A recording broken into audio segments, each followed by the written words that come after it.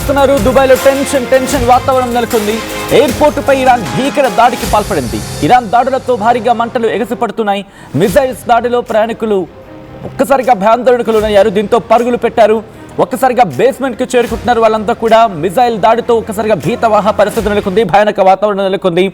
వెంటనే వాళ్ళు కింద కాంక్రీట్ రూమ్స్ ఉంటూ ఉంటాయి, సేఫ్టీ రూమ్స్ అవి కంప్లీట్గా వాళ్ళకి.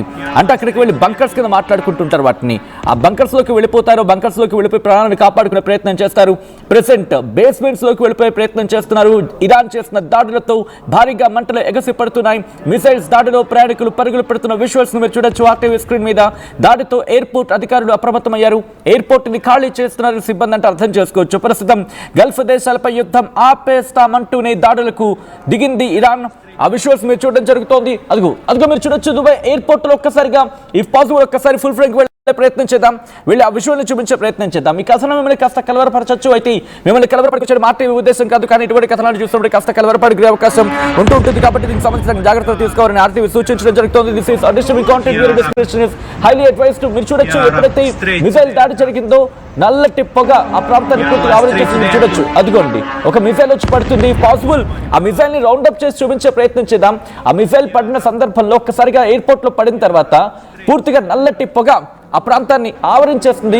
మీరు చూడొచ్చు ఒక వైట్ కలర్ ఒక చిన్న మెరుపులో వచ్చింది. మీరు చూడొచ్చు చిన్న బ్లింక్ వచ్చింది అన్నమాట. ఆ బ్లింక్ వచ్చిన తర్వాత వెంటనే టప్పని కొట్టి పడేస్తుంది. ఎయిర్పోర్ట్ లోకి దిగింది ఆ మిసైల్. వెంటనే పూర్తిగా దాడి దిగిన పరిస్థితి మీరు చూడొచ్చు. పక్కనే విమానాలన్నీ కూడా అక్కడ నిల్చొని ఉన్నాయి. దాదాపుగా 4-5 విమానాలు మనకు కనిపిస్తున్నాయి. అండ్ అక్కడ మీరు చూస్తే ఒక మెట్రో లాంటిది కూడా కనిపిస్తోంది. ఎప్పుడైతే మిసైల్ దాడి జరిగిందో పూర్తిగా ఆ ప్రాంతం అక్కడ సాధారణంగా ఏం జరుగుతుందంటే ఎయిర్పోర్ట్కి సంబంధించి వాళ్ళ రన్వే మీదో లేకపోతే అక్కడ దాడులు చేస్తూ ఉంటారు. సో దట్ ఏమవుతుంది, ఎప్పుడైతే రన్వే మీద అటాక్ జరిగిందో భారీ గొంతల ఏర్పడుతుంది. అంటే అక్కడ ప్రజలకు సంబంధించి కావచ్చు లేకపోతే ఇతరత్ర విషయాల్లో పెద్దగా ఇబ్బంది లేకపోయినప్పటికీ కూడా టేక్ ఆఫ్ తీసుకునే విషయంలో కావచ్చు లేకపోతే ఆ వ్యవస్థ పూర్తిగా దెబ్బతినే అవకాశం ఉంటుంది. ఎయిర్పోర్ట్ దెబ్బతిందంటే మళ్ళీ అది తిరిగి నిర్మించడానికి కొన్ని రోజులైనా సమయం పట్టేయచ్చు. ఎందుకంటే సేఫ్టీ చెకింగ్స్ ఉంటాయి, దాంతోపాటు అన్నీ కూడా. ఇప్పుడున్న సిచ్యువేషన్లో మీరు చూడవచ్చు ఎప్పుడైతే దాడి జరిగిందో. కానీ ఈ దాడి గురించి ఎందుకు మాట్లాడుకుంటున్నారు? గత కొన్ని రోజులుగా దాడులు జరుగుతున్నప్పటికీ ఈ రోజు జరిగిన దాడి గురించి ఎందుకు మాట్లాడుకుంటున్నారంటే కొద్దిసేపటి క్రితమే గల్ఫ్ దేశాలపై యుద్ధం ఆపేస్తానంటూ చెప్పుకొచ్చింది ఇరాన్. ఇది ఒక విధంగా చెప్పాలంటే అఫ్కోర్స్ ప్రపంచం అంతా నమ్మిన సందర్భం. ఎందుకంటే సారీ చెప్పుకొచ్చింది ఇరాన్ అధ్యక్షుడు మసూద్ పెజెష్కియాన్. ఆయన సారీ చెప్పుకొచ్చాడు గల్ఫ్ దేశాలకి. ఆయన సారీ చెబుతూనే ఇక గల్ఫ్ దేశాలపై యుద్ధం ఆపేస్తున్నాం. అండ్ ఒకవేళ గల్ఫ్ దేశాలు కనుక మళ్ళీ అమెరికాకు స్థావరాన్ని కల్పించి అమెరికాకు చోటిచ్చి అక్కడి నుంచి అమెరికా కనుక మళ్ళీ మా మీద దాడికి పాల్పడితే అప్పుడు తిరిగి మళ్ళీ యుద్ధానికి వెళ్తామనేది ఇటు గల్ఫ్ దేశాలను ఉద్దేశించి ఇరాన్ చెప్పుకొచ్చిన మాట. కానీ ఇప్పుడు చూస్తే ఆ మాట అన్న నిమిషాల వ్యవధిలోనే దుబాయ్ ఎయిర్పోర్ట్ పై దాడికి పాల్పడింది ఇరాన్. అంటే సంకేతాలు ఇచ్చే ప్రయత్నం చేస్తోంది. ఏమని, మా దగ్గర ఇంకా సత్తా ఉంది, మిజైల్స్ ఉన్నాయి, అవేం తగ్గిపోలేదు, అవి ఎక్కడ కొడబడలేదు, అన్నీ కూడా సంసిద్ధంగా ఉన్నాయి. నిన్న ఎక్కడో నేను చదివా, ఇంకా ఇప్పుడు వాళ్ళు యూజ్ చేస్తున్నవి 2014 లేకపోతే 2012 అప్పుడు తయారు చేస్తున్నామని లేకపోతే అప్పటి స్టాక్ అని చెప్పి. I don't know how much it is correct. ఒకవేళ అదే కనుక ట్రూ అయితే 2014 ఎక్కడ 2027 ఎక్కడ, అంటే ఎప్పటి నుంచి వీళ్ళు ప్రిపేర్డ్గా ఉన్నారో అర్థం చేసుకోవచ్చు. ఇంకొక రిపోర్ట్ ప్రకారం వాళ్ళ దగ్గర కేవలం 1000 మిసైల్స్ మాత్రమే మిగులు అనేది అందుతున్న సమాచారం. హూ నోస్ వాళ్ళ దగ్గర ఎన్ని ఉన్నాయో అసలు ఎన్ని లేవు. ఎందుకంటే ఫిబ్రవరి 28 నుంచి మార్చి 3 వరకు కొన్ని రిపోర్ట్లు మాత్రమే చెబుతున్నాయి అమెరికాకు సంబంధించి దాదాపుగా 34,000 కోట్ల రూపాయలు ఖర్చు పెట్టిందని చెప్పి. బట్ ఇదే సిస్టమ్ ఇప్పుడు వీళ్ళ దగ్గర ఉందా అంటే ఇంకా కంటిన్యూ చేయగలదా? ఇటువంటి సిచ్యువేషన్లో ఒక హై అలర్ట్ ఇచ్చే ప్రయత్నం చేస్తుందా? దుబాయ్ మీద దాడిని ఎలా చూడాలి? దుబాయ్ మీద దాడిని ప్రపంచం ఎలా చూస్తుంది? ఈ మాట నేను ఎందుకు ఇంత నొక్కి మాట్లాడాల్సి వస్తుందంటే కొద్దిసేపటి క్రితం క్షమాపణ చెప్పింది. ఏమని, మేము తప్పైంది క్షమించండి, కానీ తప్పే అది, కానీ తప్పలేదు మాకు అది, ఇది మీరు కోరిక చేసుకున్నది, ఇప్పటికైనా మించిపోయింది లేదు, మీరు వెంటనే మీ ప్లేసెస్ నుంచి అంటూ చెప్పుకొచ్చింది. అసలు ఇంతకీ ఇక్కడ ఎవరిని నేరుగా భయపెట్టే ప్రయత్నం చేస్తోంది? ఇక్కడ గల్ఫ్ దేశాలను భయపెట్టే ప్రయత్నం కాదు, నిర్మోహమాటంగా నిస్సంకోచంగా ఇది నేరుగా అమెరికాను భయపెట్టే ప్రయత్నమే. ఎందుకంటే మిడిల్ ఈస్ట్ గురించి మాట్లాడుకున్న సందర్భంలో పెద్ద ఎత్తున తన సైన్యాన్ని మోహరించడం జరిగింది అమెరికా. దాదాపుగా అటు ఇటుగా 48,000 మంది అనేది వినిపించేవాట కొన్ని రిపోర్ట్ల ప్రకారం. వాటిలో కొన్నిటి గురించి మనం మాట్లాడుకునే ప్రయత్నం చేస్తే గల్ఫ్ దేశాల గురించి మాట్లాడుకుంటే ఇరాక్లో తన సైన్యాన్ని మోహరించింది, ఎయిర్ బేస్ని పెట్టింది, ఏకంగా 2500 మంది సైన్యాన్ని అక్కడ మోహరించింది. పోనీ అక్కడితో ఆగిందా? ఆగలేదు అక్కడికి. మరి ముఖ్యంగా హైయెస్ట్గా మాట్లాడుకుంటూ కువైత్లో అక్కడ ఏకంగా మ్యాసివ్ లాజిస్టిక్ హబ్ని ఏర్పాటు చేసింది. Forward headquarters US army సెంట్రల్కి సంబంధించి మాట్లాడుకుంటే అక్కడ ఒక బేస్ని ఏర్పాటు చేసింది. ఏకంగా 13,500 మంది సైన్యాన్ని అక్కడ మోహరించింది. అంటే మీరు చూస్తే కనుక 45,000 మంది మొత్తం సైన్యాన్ని గల్ఫ్లో మోహరిస్తే కేవలం కువైత్లోని. ఎందుకు కువైత్ అక్కడ కీలకం అది.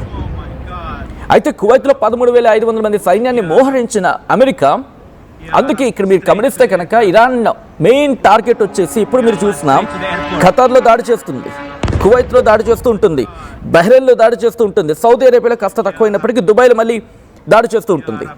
అండ్ ఈరోజు దుబాయ్లో దాడి చేయడానికి వెనకాల కారణం ఏంటి? అండ్ దుబాయ్ గురించి కూడా మాట్లాడుకోవాల్సిన సందర్భం. ఎందుకు ఇంతలా దాడి చేస్తున్నారు ఇది? బట్ ఒకసారి సౌదీ గురించి మాట్లాడుకునే ప్రయత్నం చేద్దాం. సౌదీ అక్కడ కేవలం 2,700 మంది సైన్యం ఉన్నప్పటికీ కూడా అక్కడ కూడా దాడులు జరుగుతున్నాయి అమెరికా సైన్యం. అండ్ కువైత్లో 13,500 మంది సైన్యాన్ని మోహరించడం కారణంగా అక్కడ దాడులు బీభత్సంగా జరుగుతూనే ఉన్నాయి. అండ్ దుబాయ్ గురించి మాట్లాడుకుంటే అక్కడ కూడా అల్ దఫ్రా అని చెప్పి ఎయిర్ బేస్ ఉంది. ఏకంగా 3,500 మంది సైన్యాన్ని అక్కడ ఏర్పాటు చేస్తుంది. కారణం ఏంటి? Strait of Hormuz if possible ఒకసారి ఇమేజ్ని కూడా చూపించే ప్రయత్నం చేద్దాం. స్ట్రెయిట్ ఆఫ్ హార్ముజ్కి కరెక్ట్గా ఉంటుంది. ఒకవేళ కొట్టాలి అనుకుంటే స్ట్రెయిట్ ఆఫ్ హార్ముజ్ నుంచి ఏమైనా వెళ్లకుండా ఉండాలంటే కనుక ఇక్కడ దాడి చేస్తుంది. ఓకే అర్థమైంది, స్ట్రాటజీ అర్థమైంది. లెట్ మీ డీకోడ్ అండ్ మీరు కూడా డీకోడ్ చేసే ప్రయత్నం చేయండి. ఎందుకు దుబాయ్లో టార్గెట్ చేసింది ఈరోజు అంటే కనుక ఆల్రెడీ అమెరికాకు వార్నింగ్ ఇచ్చింది. ఏమని అమెరికా వార్నింగ్ ఇచ్చింది? ఫస్ట్ దాని గురించి మాట్లాడుకోవాలి. అమెరికా ఏమైనా వార్నింగ్ ఇచ్చింది? స్ట్రెయిట్ ఆఫ్ హార్ముజ్ దగ్గర ఈ రోజు నుంచి లేకపోతే రేపటి నుంచి వెషల్స్ వెళ్తాయి, ఆ వెషల్స్ కి యుఎస్ నేవీ సెక్యూరిటీగా వెళ్తుందని చెప్పి వార్నింగ్ ఇచ్చిన తర్వాత ఈ రోజు ఇదే దుబాయ్ మీద కొట్టడానికి కారణం ఏంటంటే మీరు చూడొచ్చు మ్యాప్, ఇఫ్ పాసిబుల్ ఒకసారి మ్యాప్ చూపించే ప్రయత్నం చేస్తే స్ట్రెయిట్ ఆఫ్ హార్ముజ్ దగ్గర పైన కింద ఉండేది దుబాయ్. అంటే ఒక హెచ్చరిక, మా సత్తా ఇంకా అవ్వలేదు, నువ్వు మమ్మల్ని తక్కువ అంచనా వేస్తున్నావు. ఒకవేళ దుబాయ్ కనుక వాళ్ళ మిలిటరీ స్థావరాన్ని అమెరికా వాళ్ళ యుఎస్ బేస్ని కనుక అక్కడి నుంచి తీసింది అనుకుందాం, లేకపోతే దుబాయ్ వాటిని కంట్రోల్ చేస్తుంది అనుకుందాం, ఇరాన్ తన పని తేలికవుతుంది. కాబట్టి ఇది ఒకే దెబ్బకి 2 పిట్టలు అంటారు కదా, అలాగా ఒకే దెబ్బకి ఇటు దుబాయ్ని బెదిరించినట్టు, అమెరికాకు తన సత్తాను చూపించినట్టు. అండ్ ఒకవేళ రేపు కనుక వెషల్స్ కనుక అటుగా వెళితాయి, స్ట్రెయిట్ ఆఫ్ హార్ముజ్ గుండా వెళితే కనుక ఎటువంటి పరిణామాలు ఎదుర్కోవాల్సి ఉంటుందనేది హెచ్చరిస్తున్న సందర్భం. అంటే బహుశా అప్పుడు యుఎస్ వెషల్స్ మీద దాడి చేస్తుందా? వాళ్ళ స్ట్రాటజీ మార్చొచ్చు. ఎందుకు యుఎస్ వెషల్స్ మీద దాడి చేయడం? ఎందుకంటే వాటి మీద దాడి చేయాలంటే టార్పెడోస్ లేకపోతే సబ్మెరైన్స్ ఈ సిస్టమ్ కావాలి. గాలి నుంచి కొట్టడం కష్టం, ఇది అందరికీ తెలిసిన వాస్తవం దాదాపుగా. ఎందుకంటే వాటిని ఎక్స్ప్లోజివ్ అయితే చేయలేరు, వాటిని పేల్చడం సాధ్యం కాదు. వాటిని ఎప్పుడైనా నీటిలో అంటే లోపల వాటిని డ్యామేజ్ చేస్తేనే మునిగిపోయే అవకాశం ఉంటుంది, పడిపోయే అవకాశం ఉంటుంది. బయట నుంచి ఎంత దాడి చేసినా అవి అంత వేగంగా ఇబ్బంది పడవు. అంటే జరగచ్చేమో కానీ బట్ ఇంప్లోషన్ జరిగినంతగా పేలులా జరగదు, అంటే ఎక్స్ప్లోషన్లో అయితే మాత్రం జరగదు. కాబట్టి చాలా తెలివైన వ్యూహంతో వెళ్తోంది. ఇక్కడ కనుక దుబాయ్లో ఉన్న ఎయిర్ బేస్ని కనుక అమెరికన్ ఎయిర్ బేస్ని కనుక ఢీ కొట్టగలిగితే, అక్కడ క్లియర్ చేయగలిగితే, ఎందుకని అక్కడ ఒక్కరు కాదు ఇద్దరు కాదు ఏకంగా 3,500 మంది తన సైన్యాన్ని మోహరించడం జరిగింది. అఫ్కోర్స్ ఎప్పుడైతే యుద్ధం ప్రారంభమైందో ప్రతి చోట డబుల్, అంటే 3,500 అనుకుంటే కనుక బహుశా ఇప్పుడు 7,000 మంది కూడా ఉండొచ్చు. ఎందుకంటే ఒక్కసారిగా సైన్యాన్ని పెంచింది పరిస్థితి. సో ఇటువంటి క్రమంలో ఇప్పుడు దుబాయ్ ఎయిర్పోర్ట్ని దాడి చేయడం వెనకాల కారణం ఏమై ఉంటుంది? రీజన్ ఒకటి, ఎయిర్ బేస్ అక్కడ ఉంది కాబట్టి మా సత్తా మీకు అర్థం అవ్వాలి అని చెప్పి ఒక ఇండికేషన్ ఇచ్చే ప్రయత్నం చేస్తున్న అనుకోవడంలో అతిశయోక్తి లేదు. ఒకవేళ ఇప్పుడు బహుశా ఇప్పుడు దుబాయ్ అయిపోయింది, ఒకవేళ నెక్స్ట్ ఖతార్ని కొట్టబోతుందా? ఖతార్ని కాకుండా ఎందుకు దుబాయ్ని టార్గెట్ చేస్తుంది? ఇది కూడా మాట్లాడుకునే ప్రయత్నం చేద్దాం. ఎందుకంటే ఖతార్లో ఉంది, మరి ఖతార్లో చూసుకుంటే 10,000 మంది సైన్యం ఉన్నారు అక్కడ. దాంతోపాటు లార్జెస్ట్గా మాట్లాడుకుంటారు యుఎస్ సెంట్రల్ కమాండ్ ఫార్వర్డ్ బేస్గా పనిచేస్తోంది. ఇది అల్ ఉదైద్ ఎయిర్ బేస్ ఉంది, ఏకంగా 1996లో అమెరికా అక్కడ ఏర్పాటు చేసిన బేస్. అది largest US base in the reason అని మాట్లాడుతూ ఉంటారు. మరి అటువంటిది ఖతార్ని కొట్టకుండా దుబాయ్ ఎందుకు ఈరోజు దాడి చేస్తుంది? There is a logic behind that. ఎందుకంటే ఒమాన్ కానీ ఖతార్ కానీ ఈ రెండూ కూడా ఇటు ఇరాన్కి అమెరికాకి ఇజ్రాయెల్కి మధ్య సంధి కుదిర్చే ప్రయత్నం చేస్తున్నాయి, మీడియేటర్గా మాట్లాడే ప్రయత్నం చేస్తున్నాయి, మీడియేషన్ ప్రయత్నం చేస్తున్నాయి, సంధి కుదిర్చే ప్రయత్నం చేస్తున్నాయి. ఇప్పుడు ఖతార్ కూడా ఒకటే మాట ఉంటుంది. మీకు గుర్తుంటే లాస్ట్ ఈ కాన్ఫ్లిక్ట్ స్టార్ట్ అవ్వకముందు ఇరాన్కి అలాగే అమెరికాకు మధ్య చర్చలు జరిగిన సందర్భం ఒమాన్ కావచ్చు, ఖతార్ కావచ్చు, ఇవి కదా ఉన్నాయి. అందుకే ఖతార్ అంది, నేను మీకును అమెరికాకు మధ్య సయోధ్య కుదిర్చే ప్రయత్నం చేస్తూ ఉంటే మీరు నా మీద బాంబులు వేస్తారని చెప్పి. అప్పుడు వెంటనే సెల్ఫ్ డిఫెన్స్లో పడింది కదా ఇరాన్. విదేశాంగ మంత్రి అబ్బాస్ అరాక్చి బయటకు వచ్చి ఏమి ఆశ వచ్చింది?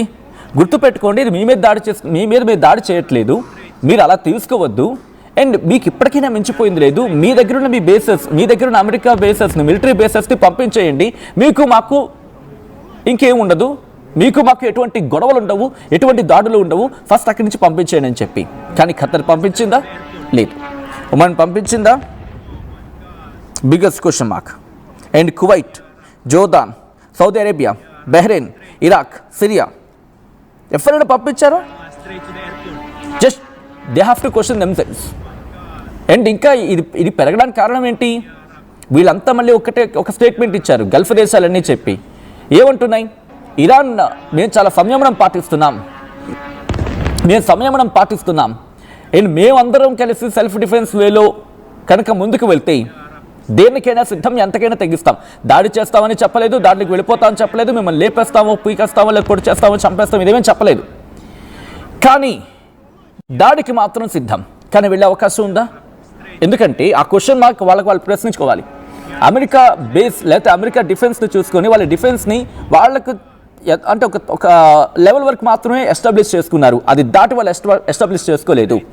అందుకే ఐ థింక్ సౌదీనో దుబాయ్ లేకపోతే గల్ఫ్ దేశాలకు సంబంధించి ఒక కంట్రీ ఏమంది మొన్న, అమెరికా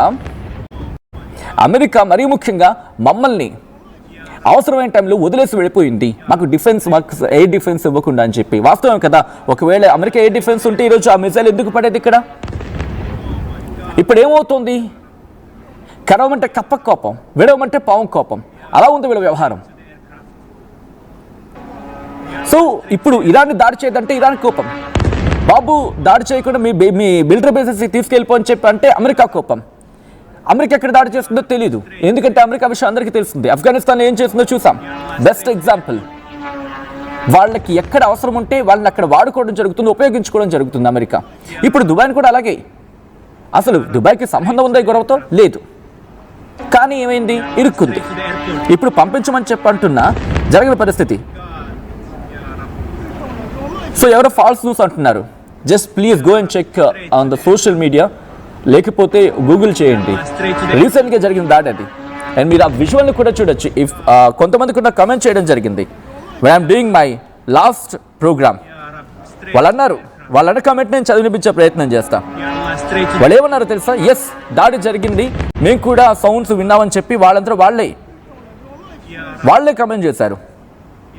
ఎస్, మహేష్ చెల్లింగి, అడుగుంటా మీ ప్రొఫైల్ కాస్త అటు ఇటు చదివి ఉండొచ్చు కాక, ఐఎమ్ సారీ ఫర్ దాట్, ఒకవేళ నేను హర్ట్ అయ్యింటే. ఆయన ఏమన్నారంటే 10 minutes back 8 missiles came, all are intercepted on sky, fighter jets are roaming now here Abu Dhabi UAE. ఎవరైతే ఫాల్స్ న్యూస్ అంటున్నారో, hope you get a clear answer for this, and it's not a false answer and it's not a fake news. వాళ్ళే చెప్తున్నారు కదా, of course కొన్ని intercept చేయడం జరిగిందని చెప్పి, but కొన్ని ఎప్పుడైతే ఇంటర్సెప్ట్ చేసిన తర్వాత 1-2 పడుతూ ఉంటాయి. ఒకవేళ వాళ్ళు గంపకుతగా, లేకపోతే స్వామ్ ఆఫ్ డ్రోన్స్ కావచ్చు, లేకపోతే వీళ్ళు ఒక్కసారిగా ఆ మిజైల్స్ని గంపకుతగా పంపించే ప్రయత్నం చేస్తే, అంటే 10 లేకపోతే 100 మిజైల్స్ని పంపించినప్పుడు 1-2 పడే అవకాశం ఉంటుంది.